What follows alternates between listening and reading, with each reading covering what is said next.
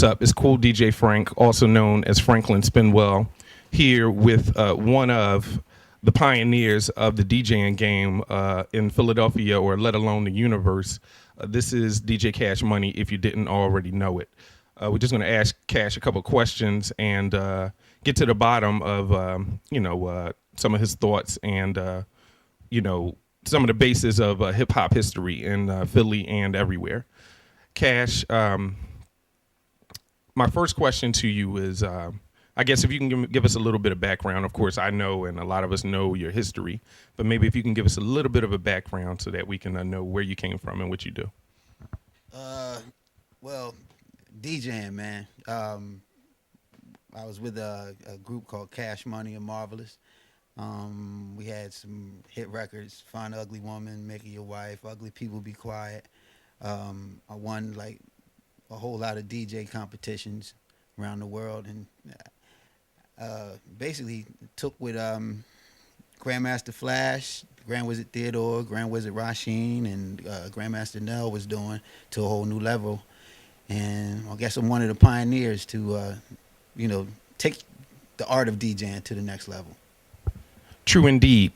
You guys were signed to major and independent record labels at a time when it wasn't an ordinary thing to do. Can you speak a little bit about being on the record labels that you were and the type of experiences that you experienced as an artist and as a pioneer? Right. Well, I first started out on a label called Sound Makers, which was actually a label from Philly. Frank Virtue had it, which was here on Broad Street. I did this thing. This guy owned the rights to Trouble Funk, and he wanted me to do a mix with all the Trouble Funk songs. I'd never spun, Pump Me Up and none of that stuff. So all that was like one take, and he paid me $150 and got me some lunch. And I didn't know it was gonna be such a big record. After that, I got signed to Sleeping Bag Records, and we had Mantronics actually signed me. And I tell you this much, man. Being from a cat from the streets, man, I wasn't prepared for the whole me or Marv were prepared for what was to come when we got signed. I mean, you taking guys that was getting maybe like $250, to do a party, to getting thousands. You know what I'm saying? And it's like, I learned a lot. A lot of friends I had weren't really my friends, and you don't learn that until you go through something. And I blew a lot of money, and I mean, yeah. But we live in our when we learn. Landscaping, mentally shaping. Get the gist, don't miss what I'm saying. Oh man, we definitely did London. We England. Let me see, Amsterdam. Actually Holland, China, like Hong Kong. We went to Japan. To be honest with you, man, this was the craziest thing. Before I even had a record out, I was touring. Like, Toronto was a huge market for hip hop. Like, I remember DJ Cheese was the man up there, and they got a tape of me and Marv, and it circulated up there. I don't know how it got up there, but yeah, they got in contact with me, and they paid for our plane tickets, everything, man. We thought we were superstars, man. You know what I'm saying?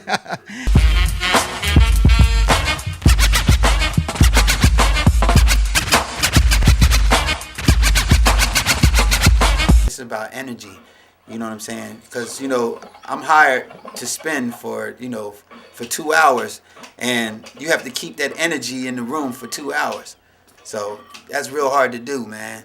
I mean, it's all about sequencing. It's about dropping a song, getting out of it, dropping another one. You know what I mean? Just keeping everybody's attention, man. I guess you hear with a lot of the pioneers of hip-hop that the label did them wrong or the manager did them wrong.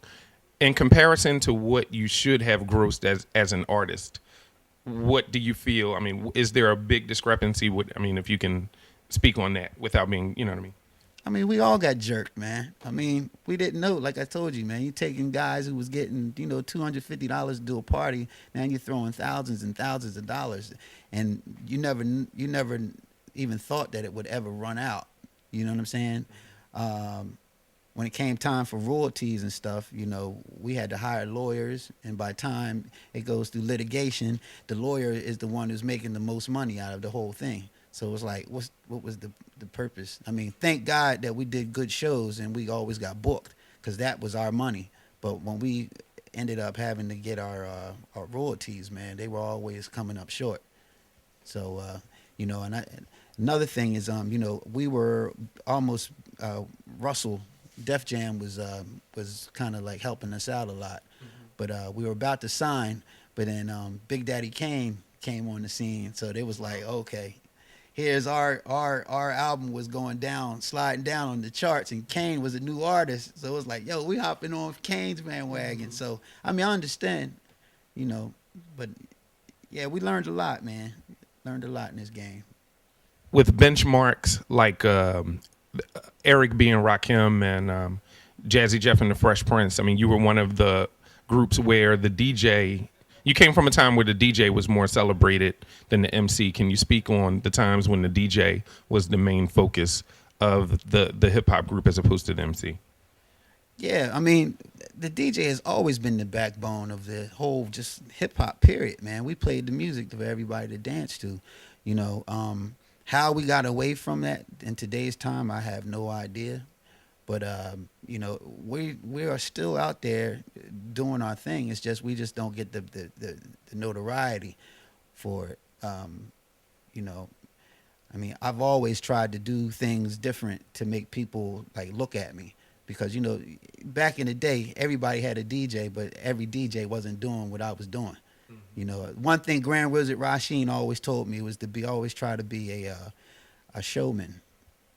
Always try to do something that's going to make everybody look at you. So that means if that took me to throw my stomach on the turntable or my nose or just doing some crazy cuts, that's what it took. True. Now, years ago with Cash Money and Marvelous, there were, and of course I do a lot of research because, I'm an avid record collector. But, some of the records, you're listed as a producer. Herbie Lovebug is listed as a producer. Right. This man or that man. Can you shed some light as to the recording process of a lot of your records and who actually, did what in regards to your projects? Man, Herbie Love really didn't do shit, man. I mean, I wasn't an established producer, so the record label didn't feel comfortable with me producing my own record. Pretty much he just turned up a few some hi-hats, the volume on, maybe turned down the snare, and was like, Cash, check it out. I'm like, yeah, that's banging. All right, where's my check? You know what I'm saying? That's how it went down. So because they say that like Marley Marl, like a lot of the records that Marley Marl didn't really produce, and I was assuming that in your same aspect, a lot of the things that were produced weren't produced by the ones who were listed as a producer on the record, Right. And that is true.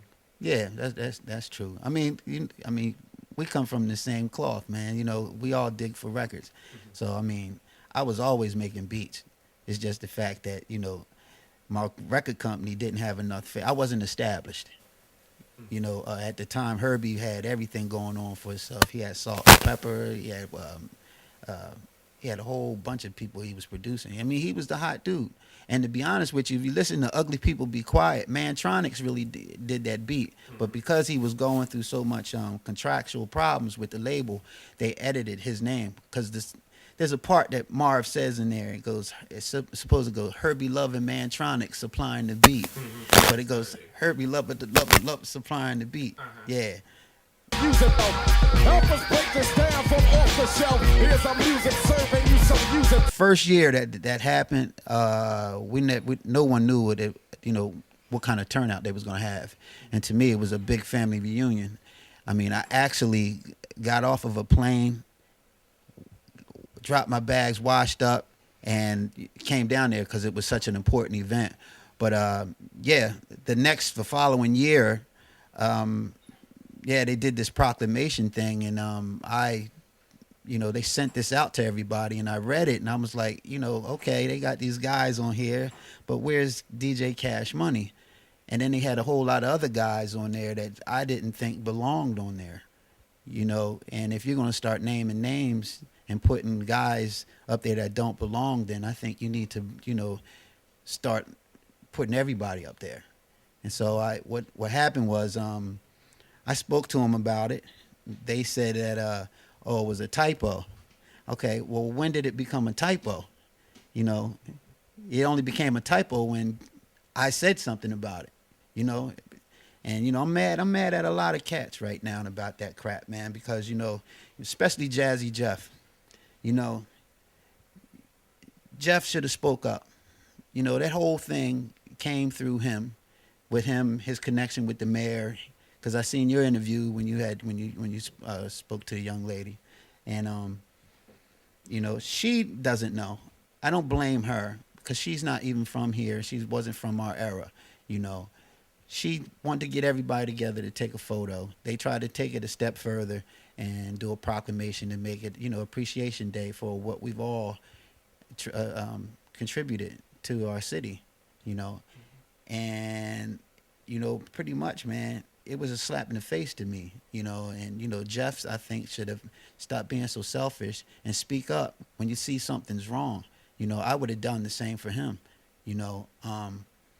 Questlove, another one, should have spoke up. First of all, dude, let's break it down. You just started DJing, okay? And there's nothing wrong with that. But when people are putting you on an elite list like you're doing, like you have some pioneering status, I feel as though, they're coming at you because you're the popular guy right now. It is your job to sit there and tell them different, like, listen, I don't belong on this list because there's so many other guys that are pioneering. Now, if we're talking about drums, you're there all day, brother. You know what I'm saying? But we're talking about the art of DJing. And no, you do not belong on the list. I'm sorry.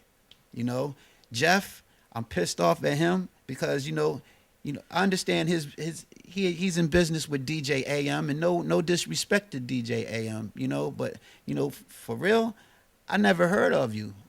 I mean, I really have never really heard of you. And it's like, Jeff took the liberty of making sure this man's name was on that list. But so what you're basically saying is that he's more relevant to Philly DJ culture more than DJ Cash Money? I mean, is that what you're telling me, dog? I mean, come on.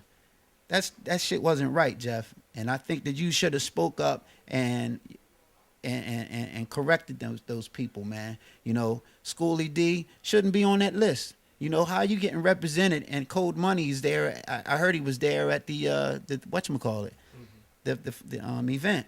I mean, you're getting honored to be a DJ, and your DJ Code Money and Tap Money are not even being honored. I mean, come on, man. We're talking about the art of DJing, pioneering, someone who's pioneered. Okay, this is not about celebrity. It's a lot of us that put the work in. I mean, if you're going to start naming names like that, then you have to name DJ Rand, Grand Wizard Rasheen, Spin Bad, Lightning Rich, Grandmaster Nell, Cosmic Kev, you know what I'm saying? Cool DJ Frank. You see what I'm saying? Don Mack, Josh Wink. You got to name a whole lot of people, Lawrence Levine, you just can't do that, man. So I felt as though, man, I was hurt, and I still am hurt by it because, for me, I've been recognized all over the world. I carry Philly with me at all times. It's always Philadelphia's own DJ Cash Money. And for that to happen was a slap in the face to me. You know what I'm saying? Not in my hometown. It's like, you look at any hip-hop encyclopedia and any dictionary, DJ Cash Money's name is in there. And now I can't even get recognized in my own hometown. That's fucked up, man.